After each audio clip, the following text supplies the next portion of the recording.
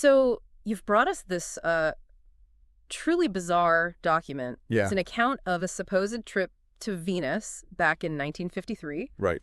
Yo estuve on Venus, or I was on Venus. It claims to be a first-hand experience from a Mexican man who Right. says he spent 5 days aboard a Venusian spaceship. And while, I mean, obviously we're approaching this with a healthy dose of skepticism, Sure. the sheer level of detail in this thing is really captivating. Yeah. What are your initial impressions just from reading through it? I mean, it's incredibly visual. Right. Like right from the get-go. Yeah. It's almost cinematic in the way he describes everything. Right. Particularly that first encounter with the Venusians. Let's talk about that encounter because it's August 1953. Okay. Our narrator is a chauffeur, and he's driving at night in rural Mexico. When his car breaks down, it's dark. He's alone. Oh, yeah. Classic setup for a strange encounter. Oh, yeah. Absolutely classic. Yeah. Setting the scene there. Totally. And that's when this short figure, he says, approaches him, dressed in this futuristic uniform. Okay.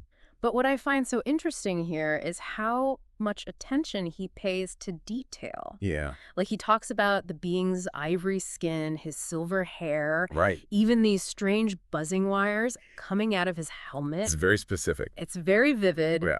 He even says he felt this intense heat Ah, coming from the being, and even like a sharp pain when he got too close. really? Do you think he's trying to establish their otherworldliness through these sensory details? Yeah, I mean, it's certainly effective, right? Yeah. It makes it feel real, even if we don't necessarily, Right. buy the whole thing. Yeah, exactly. But those little details. Yeah, it makes you wonder, like, what if someone was describing this to you Right. with this level of detail? Like, would you be more likely to believe them? I think it would make you think twice. Right, exactly. Yeah. Yeah. It makes you wonder about how much we base our beliefs on what we think we've experienced through our senses. Absolutely, yeah. And then it gets even weirder, right? Because as if one of these beings wasn't enough, Right. 2 more of them appear. Oh, no. He describes them getting into his car, and this mixture of fear and awe Yeah. he feels is really palpable. You know, he's clearly out of his depth. And his depth, yeah. Yeah, totally at their mercy. Wow. What do you make of his decision to go with them? Well, I mean, he's outnumbered, right? That's true, yeah. And they haven't really threatened him. Right. It's more like he's compelled, Yeah. like almost drawn in by some invisible force. Yeah, that's a great point. It's not a kidnapping. No. It's more like a surrender to the unknown. A surrender, exactly. Yeah, and surrender he does. Okay. Because they end up taking him to this hidden clearing where there's this dazzling egg-shaped spaceship just nestled in the trees. Mhm. I mean, come on. That's pretty wild. Right. Yeah. And again, he goes into all this detail about the spaceship itself. Okay. You know, he talks about these 3 buoy-like landing gears, Uh-huh. the glowing porthole windows. Mm-hmm. He even mentions how the mud just falls away from these beings' feet as they climb the ship's ladder. Interesting. It's like he's trying to convince himself and us Mhm. that what he's seeing is real. Totally, yeah. Tried to prove it somehow with those details. Yeah. And that incredible level of detail, it continues inside the spaceship, too. Okay. He describes these, like, incredibly comfortable,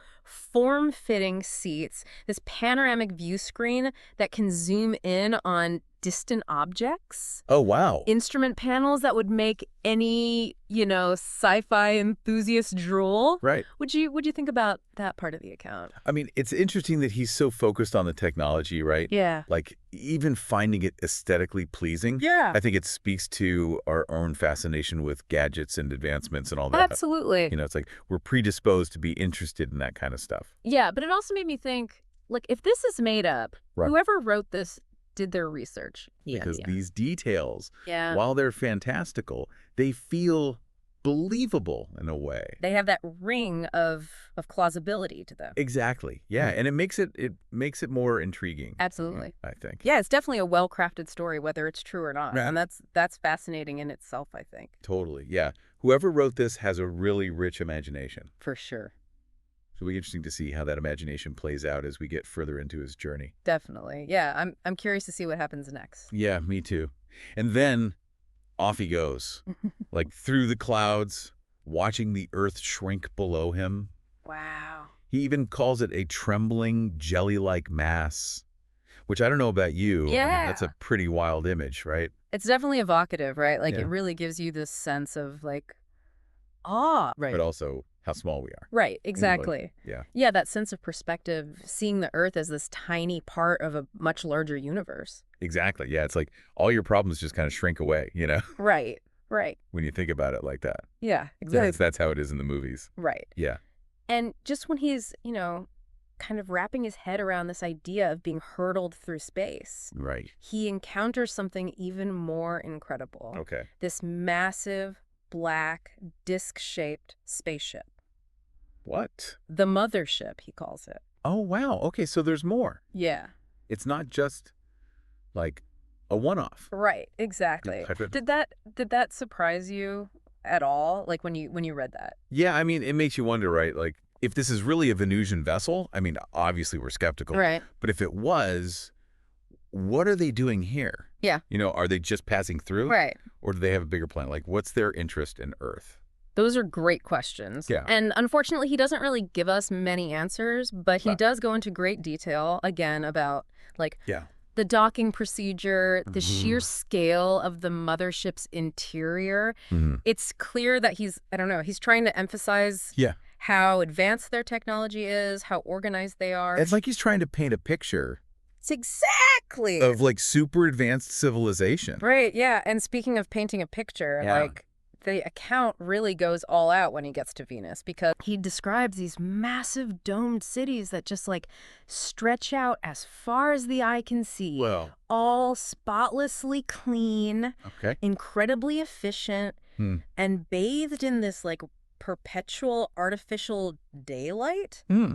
Huh, interesting. What'd you think of that? Like, his depiction of Venusian society? It's almost utopian, isn't it? Yeah. Like this idea of an advanced civilization that solved all the problems Right. that we haven't been able to figure out, Right. poverty, crime, pollution. Mm-hmm.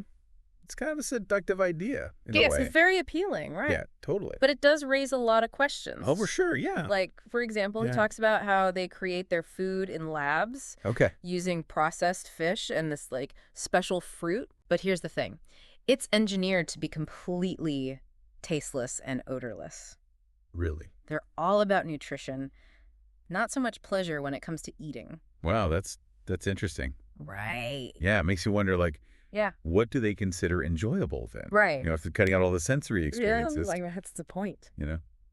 Yeah, that's a really good point. And Yeah. he does describe them as being incredibly advanced, Oh, okay. but they emphasize collective well-being over individual ambition. Right.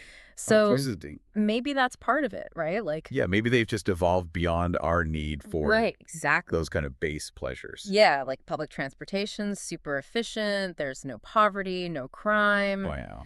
Children are raised collectively Really? based on their aptitudes. So, like, Interesting. very different from our society, to say the least. Yeah, that's a whole different way of thinking about things. Right, right. And he even talks about their manufacturing techniques. Okay. He says he got to see how they build their spaceships Ah. using, like, these spinning discs. Spinning discs. Spinning discs. Okay. And some kind of, like, mysterious welding process. Interesting. Did any of that stand out to you? I mean, it's hard to say, right? It's- Without more details, but Right. the spinning discs, that's kind of an interesting concept. Yeah, it's like, what are they doing with these spinning discs? Yeah, it seems like they've figured out something about centrifugal force and Right. material manipulation that, we're not even close to. Right, exactly. Yeah, it's very, very strange. And then he Yeah. also learns about their approach to, like, waste disposal, Okay. sanitation, Mhm. even death. Apparently, they have these special disintegration chambers in Okay. every building. Disintegration chamber. Disintegration chamber. So No. it's a very, like, clinical way of dealing with things. It's very, efficient, but right. also kind of cold, Yeah, exactly. Like no room for sentimentality or Right. anything like that. It's all very sterile and controlled. Right, exactly. Yeah, wow. And then, as if things couldn't get any weirder, he drops this bombshell. He met other Earthlings on Venus. What? 2 French brothers who'd been living there for years. No way, seriously. Seriously. Wow, okay, that's Crazy, right? Yeah, that's wild. I know. I mean, like, how did they even get there? Right. Were they taken the same way he was? Yeah. Or did they go willingly? Yeah, Like, what's their story? right. That's fascinating. I know. And he doesn't tell us. He doesn't. No, he just kind of mentions it. Oh, he just Okay. and then moves on. Wow, that's frustrating. It's very frustrating, I know. It's like he's leaving us hanging. He just throws that in there and then just like moves on. I know. It's like he wanted us to have more questions than answers. It's like a cliffhanger. Totally. Yeah. Yeah. It's very strange. It's like, what happened to those guys, you know? Right, exactly. It's like a whole other story just waiting to be told. I know, I know. But we have to, I guess, move on to some of these other details because there's so much here. Okay, yeah, true, true. Like he talks about their entertainment and how they have these sensory deprivation chambers where people listen to these like incredibly realistic soundscapes. Really? Yeah, like bustling cities, raging storms, even underwater scenes. Huh. That's kind of a strange thing to do for fun, isn't it? Right. Like, especially for a society that's so focused on, you Yeah. know, Right. efficiency and practicality. Yeah, it seems kind of out of place. It does, yeah. It's like maybe it's their way of like escaping Suffocating, yeah. from all that order and control. Yeah, like a little taste of chaos. Exactly, yeah. Or maybe it's like a way to experience emotions that they don't have in their everyday lives. That's a good point. Like Yeah. they're missing Yeah. that sensory input, so maybe they need to get it somehow. Yeah, exactly. It's a fascinating concept. It is, yeah. And then Right. things take a bit of a darker turn as his visit's coming to an end Right. because he says the Venusians show him their weapons. Their weapons. Yeah. And these aren't just any weapons. Okay. They can, like, obliterate entire cities in minutes. Wow. Yeah? That's a little unnerving. Right. It's a chilling reminder that, like, Yeah. no matter how advanced they seem, they still have this capacity for destruction. Absolutely. Yeah, and it makes you wonder about their whole thing about not sharing their technology. Right. Like they say it's to protect us from ourselves, but maybe they're just trying to maintain their own power. That's a good point. It's like, Yeah. are they really benevolent or are they more like Right. watchful guardians, you know, just kind of keeping an eye on us? Yeah, it's like, are we a science experiment to them? Right, exactly. It's unsettling. It is, yeah. It's a bit creepy when you think about it. It really is. And then Yeah. just as suddenly as it began, it's over. What? The visit. Yeah, he's back on that lonely Mexican road. Wow. No time has passed, but he's changed, you know?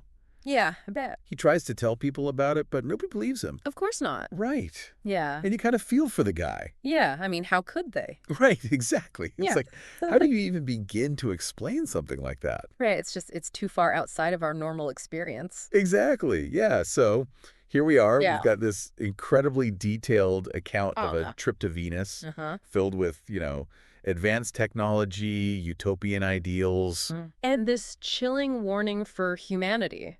Yeah, it's a lot to unpack. It really is. What are your final thoughts on this whole thing? I mean, I think whether we believe it or not, Right.